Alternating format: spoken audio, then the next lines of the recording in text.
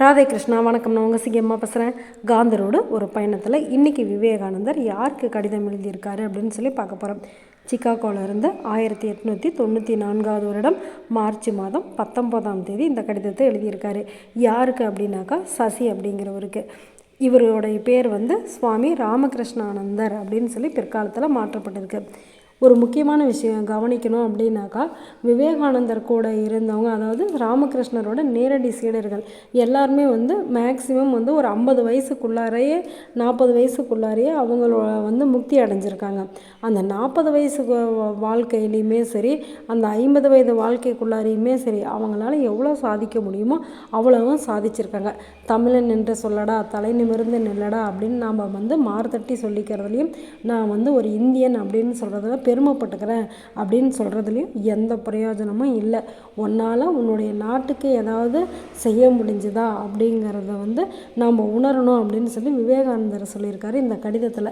இந்த கடிதத்தை முடித்த வாட்டி தான் சொல்லுவேன், ஆனால் கடிதத்துக்கு முன்னாடியே இதை சொல்லியிருக்கேன். ஏன் அப்படின்னாக்கா, இது விவேகானந்தர் ரொம்ப மனசார, இப்போ நம்மளுக்கு ஒரு நெருங்கிய நண்பர் இருக்காங்க அப்படின்னாக்கா அவங்கக்கிட்ட நம்ம மனசு விட்டு பேசுவோம்ல, அந்த மாதிரி விவேகானந்தர் இதில் எழுதியிருக்காரு. என்ன எழுதியிருக்காரு அப்படின்னு சொல்லி பார்க்கலாமா? கடிதத்துக்கு முதல்லையே ஓம் நமோ பகவதே ராமகிருஷ்ணாய அப்படின்னு எழுதியிருக்காரு. சரி, என்ன எழுதியிருக்காருன்னு பார்க்கலாமா? என் அன்பு சசி, இந்த நாட்டிற்கு வந்த பிறகு உனக்கு நான் கடிதமே எழுதவில்லை. ஆனால் ஹரிதாஸின் கடிதம் மூலம் தகவல்கள் எல்லாம் சேரவே செய்கின்றன. கிரீஷ் சந்திரபோஸும் நீங்களும் அவரை நன்றாக நடத்தியது நல்லது. இந்த நாட்டில் எனக்கு தேவைகள் எதுவும் இல்லை. இங்கு நான் பிச்சை எடுத்து பிழைக்க முடியாது. எனவே உழைத்தாக வேண்டியுள்ளது. அதாவது இடத்திற்கிடம் சென்று சொற்பொழிவு செய்ய வேண்டியுள்ளது. இங்கு சூட்டை போலவே குளிரும் அதிகமாக உள்ளது. இங்குள்ள சூடு கல்கத்தாவின் சூட்டை விட எந்த விதத்திலும் குறைந்ததல்ல. குளிரை பற்றி என்ன சொல்ல, நாடு முழுவதும் 2-3 அடி பனி, ஏன் சில இடங்களில் 4-5 அடி பனி கூட காணப்படுகிறது. தென்பகுதிகளில் பனி இல்லை. ஆனால் பனியை யாரும் ஒரு பெரிய விஷயமாக நினைப்பதில்லை. ஏனெனில் 32 டிகிரியில் தான் பனி பெய்கிறது. கல்கத்தாவின் தட்பவெப்பநிலை 60 டிகிரிக்கு கீழே வருவதில்லை. இங்கிலாந்தில் அபூர்வமாக சில வேளைகளில் அது 0 தொடுகிறது. ஆனால் இங்கேயோ 0ற்கு கீழாக 4 அல்லது 5 டிகிரி போய்விடுகிறது. வடபகுதியான கனடாவில் பாதரசமே இறுகி போய்விடுவதால் அங்கே ஆல்கஹால் கொண்ட வெப்பமணியை உபயோகப்படுத்த வேண்டியுள்ளது. குளிர் மிக அதிகமாக இருக்கும்போது, அதாவது 20 டிகிரிக்கு குறைவான நாளில் பனி பெய்வதில்லை. குளிர் மிக அதிகமாக இருக்கின்ற நாளில்தான் பனி பெய்யும் என்று நான் எண்ணியதுண்டு. ஆனால் அப்படி இல்லை. வெப்ப நாட்கள் என்று சொல்லக்கூடிய தினங்களில் பனி பெய்கிறது. கடுமையான குளிர் ஒருவித போதையை உண்டாக்குகிறது. அப்போது வண்டிகள் ஓடாது. சக்கரமில்லாத ஸ்லெட்ஸ் மட்டும்தான் தரை மீது சறுக்கி ஓடுகிறது. அனைத்தும் அப்போது உறைந்து கிடைக்கின்றன. நதிகள், கால்வாய்கள், ஏரிகள் மீது யானை கூட நடந்து போகலாம். மகத்தான வேகமுடைய பெரிய நயாகரா நீர்வீழ்ச்சி கல் போல் உறைந்து கிடைக்கிறது. ஆனால் நான் நன்றாகத்தான் இருக்கிறேன். முதலில் எனக்கு சிறிது பயம் இருக்கத்தான் செய்தது. ஆனால் தேவை என்ன, இன்று கனடாவின் அருகில், நாளை தென் அமெரிக்காவில் என்று சொற்பொழிவுக்காக ரயிலில் ஓட செய்கிறது. ரயில்கள் வீட்டை போல் நீராவி குழாய்களின் உதவியால் நல்ல வெப்பநிலையில் வைக்கப்படுகின்றன. சுற்றிலுமோ பல பக்கங்களிலும் மாசற்ற வெண்ணிற பனிமயம். ஆஹா, என்ன ஒரு அபூர்வ காட்சி! எங்கே என் மூக்கு, காது எல்லாம் தனித்தனியாக கலன்று விழுந்து விடுமோ என்று ஒரு பயம் இருக்கவே செய்தது. ஆனால் இன்று வரை அவை நன்றாகவே உள்ளன.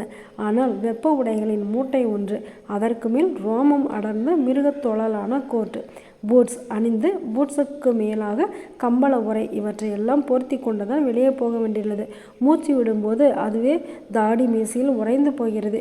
இதில் வேடிக்கை என்ன தெரியுமா? வீட்டினுள் இருக்கும்போது பனிக்கட்டி போட்டே தண்ணீர் குடிக்கிறார்கள். ஏனெனில் வீட்டினுள் வெப்பமாகவே இருக்கிறது. ஒவ்வொரு அறையும் மாடிப்படி வரிசையும் நீராவி குழாய்களின் மூலம் வெப்பமாக வைக்கப்பட்டுள்ளன. இவர்கள் கலைகளிலும் திறமைகளிலும் இணையற்றவர்கள். போகத்திலும் கேளிக்கைகளிலும் இணையற்றவர்கள். செல்வம் குவிப்பதில் இணையற்றவர்கள். செல்வத்தை செலவழிப்பதிலும் இணையற்றவர்கள். கூலிக்காரன், வேலைக்காரன் இவர்களின் தினசரி கூலி 6 ரூபாய். 3 ரூபாய்க்கு குறைவாக வண்டி ஒன்றை வாடகைக்கு அமர்த்த முடியாது. 4 அணாவுக்கு குறைந்தது ஒரு சிகரெட் கிடைக்காது. நல்ல செருப்பு ஜோடி 24 ரூபாய். உடை 500 ரூபாய். ஏராளமாக சம்பாதிப்பது போல் தாராளமாக செலவும் செய்கிறார்கள். ஒரு சொற்பொழிவு செய்தால் 200, 300, 500, 2000, 3000 ரூபாய் வரை கிடைக்கிறது. நான் ஒரு சொற்பொழிவுக்கு 500 ரூபாய் வரை பெற்றுள்ளேன். நான் இப்போது உச்ச அதிர்ஷ்டத்தில் உள்ளேன் என்பது உண்மைதான். இங்குள்ள மக்கள் என் மீது அன்புடன் உள்ளார்கள். எனது சொற்பொழிவை கேட்க ஆயிரக்கணக்கானோர் வருகிறார்கள். நீயே பெண், நீயே ஆண், நீயே இளைஞன், நீயே இளம்பெண் என்றெல்லாம் கூறப்பட்டுள்ளது. ஆனால் நாமோ சண்டாளனை எட்டிப்போ மோகிக்கச் செய்யும் இந்த பெண் யாரால் படைக்கப்பட்டாள் என்றெல்லாம் கூறுகிறோம். தென்னாட்டில் நான் என்னென்ன கண்டேன் தெரியுமா? உயர் ஜாதி கூட்டம் கீழ் ஜாதியினரின் மீது இழைக்கின்ற அநீதிகளுக்கு முடிவில்லை. கோயில்களில் தேவதாசியரின் கும்மாளம். ஏழைகளின் துயரை போக்காத, மனிதனை தெய்வமாக்காத ஒரு மதத்தை மதம் என்று சொல்ல முடியுமா? நமக்கெல்லாம் மதம் ஒரு கேடா?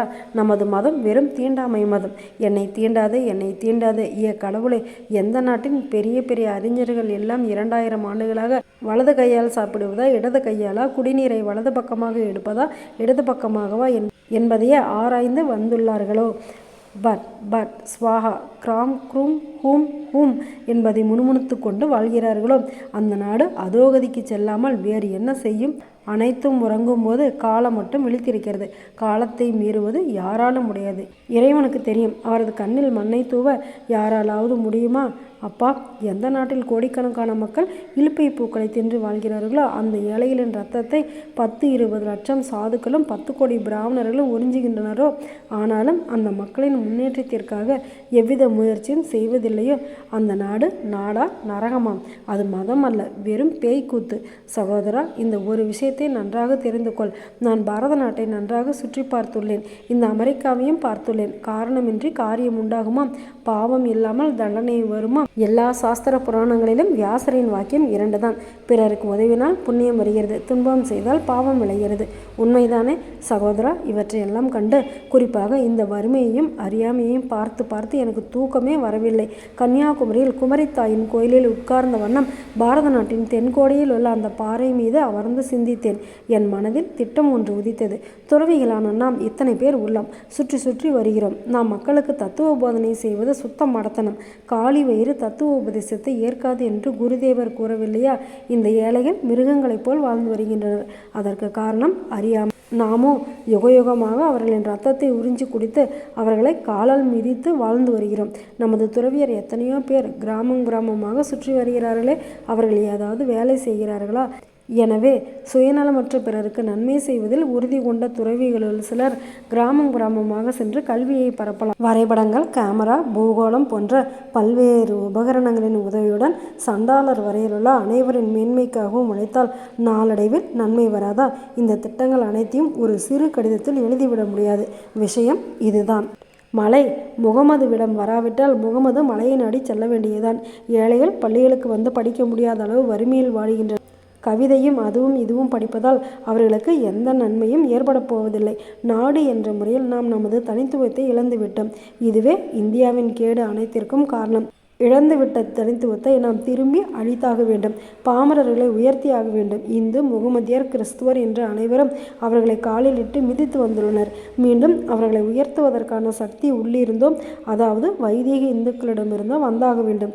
எந்த நாட்டிலும் தீமைகள் நேர்ந்தது மதத்தால் அல்ல, மதத்திற்கு எதிராக நடந்ததால். எனவே குறை கூற வேண்டியது மதத்தை அல்ல, மனிதர்களே. இதை செய்து முடிப்பதற்கு முதல் தேவை மனிதர்கள், இரண்டாவது தேவை பணம். குருதேவரின் திருவருளால் ஒவ்வொரு நகரத்திலும் 10-15 பேர் கிடைத்து விடுவார்கள். பின்னர் பணம் தேடுவதற்காகவா நான் பயணம் செய்தேன்? இந்தியர்களா பணம் தருவார்கள்? முட்டாள்களான கிழட்டு தடியர்களான சுயநல மூர்த்திகளான இவர்களா பணம் கொடுப்பார்கள்? அதனால்தான் அமெரிக்கா வந்தேன். நானே பணம் சம்பாதிப்பேன், பின்னர் தாய்நாடு திரும்புவேன். வாழ்க்கையின் எஞ்சிய பகுதியை என் வாழ்க்கையின் ஒரே குறிக்கோளான இதை நிறைவேற்றுவதற்காக செலவிடுவேன். நமது நாட்டில் எவ்வாறு சமுதாய சேவை போன்ற பண்புகள் இல்லையோ அவ்வாறே இந்த நாட்டில் ஆன்மீக பண்பு இல்லை. நான் அவர்களுக்கு ஆன்மீகத்தை வழங்குகிறேன். அவர்கள் எனக்கு பணம் தருகிறார்கள். எனது விருப்பம் நிறைவேற எத்தனை நாட்கள் ஆகுமோ தெரியாது. இவர்கள் நம்மை போல் கபடர்கள் அல்ல. பொறாமை என்பதே அறவே கிடையாது. இந்தியாவில் உள்ள யாரையும் நாம் நம்பவில்லை. என் உயிரை கொடுத்து முயற்சி செய்து நானே பணம் சம்பாதித்து என் திட்டங்களை நிறைவேற்றுவேன், அல்லது அந்த முயற்சியில் உயிர் விடுவேன். மரணம் நிச்சயம் என்னும்போது நற்பணிக்காக தியாகம் செய்வது நல்லது. இவையெல்லாம் நிறைவேற முடியாத வெறும் முட்டாள்தனம் என்று நீங்கள் நினைக்கலாம். என் உள்ள என்ன உள்ளது என்பது உங்களுக்கு தெரியாதா? நம்மில் யாராவது என் திட்டங்களை நிறைவேற்றுவதில் எனக்கு உதவி செய்தால் நல்லது. இல்லாவிட்டால் குருதேவர் வழிகாட்டி அருள்வார். அன்னைக்கு எனது கோடி சாஷ்டாங்க நமஸ்காரங்களை தெரிவி. அதாவது சாரதாதேவி அம்மையாருக்கு. அவரது அருளால் தான் எனக்கு எங்கும் வெற்றி கிடைத்தது. இந்த கடிதத்தை பிறரிடம் காட்ட வேண்டாம். இதை எல்லோருக்கும் சொல். எல்லோரையும் அழைத்து பொறாமையை விட்டு ஒன்றுபட்டு வாழ முடியுமா என்று கேள். அது முடியாதென்றால் பொறாமையையும் துரோக புத்தியையும் விட முடியாதென்றால் அவர்கள் வீடுகளுக்கு திரும்புவதே நல்லது. அனைவரின் நன்மைக்காக அவர்கள் அதை செய்யட்டும். இது நமது இனத்தின் குற்றம், தேசிய பாவம். இந்த நாட்டில் அது இல்லை. அதனால்தான் இவர்கள் இவ்வளவு முன்னேறி இருக்கிறார்கள். நம்மை போல் கிணற்று தவளைகள் உலகில் எங்குமே இல்லை. எந்த நாட்டில் இருந்தாவது புதிய விஷயங்கள் வந்து சேரட்டும். அதை எல்லோருக்கும் முன்பு அமெரிக்கா ஏற்றுக்கொண்டுவிடும். நாமோ எங்களைப் போல் உலகில் யாருமே இல்லை. நாங்கள் ஆரிய வம்சத்தினர். இந்த வம்சம் எங்கே என்பது தெரியவில்லை. 1,00,000 பேரின் விளையாட்டால் 30 கோடி பேர் நாய்களைப் போல் அலைகின்றனர். இவர்கள்தான் ஆரிய வம்சமாம். வேறு என்ன எழுதுவது? விவேகானந்தா அப்படின்னு சொல்லி எழுதியிருக்காரு. இப்போ இருக்கிற சூழ்நிலைக்கு இந்த கடிதம் ரொம்ப ரொம்ப முக்கியம் அப்படின்னு சொல்லி நினைக்கிறேன். ஏன் அப்படின்னாக்கா, நாம் நல்லவங்களாக மாறுறதுக்கு நமக்கு ஒரு மத தலைவரோ ஒரு அரசியலோ ஒரு மதமோ நம்மளுக்கு தேவை கிடையாது. விவேகானந்தர் சொல்கிற மாதிரி நம்மளுடைய மனசில் நாம் முயற்சி எடுத்தோம் அப்படின்னாவே நம்மளுடைய நாடு முன்னேறும் அப்படிங்கிறது விவேகானந்தருடைய கருத்து. நம்மளால் முடிஞ்ச அளவுக்கு நம்ம அதுக்கு முயற்சி எடுத்துடலாமா? நல்லது நினைப்போம், நல்லதே நடக்கும், ஆனந்தமாக இருப்போம். ஓகே, பாய். ராதே கிருஷ்ணா.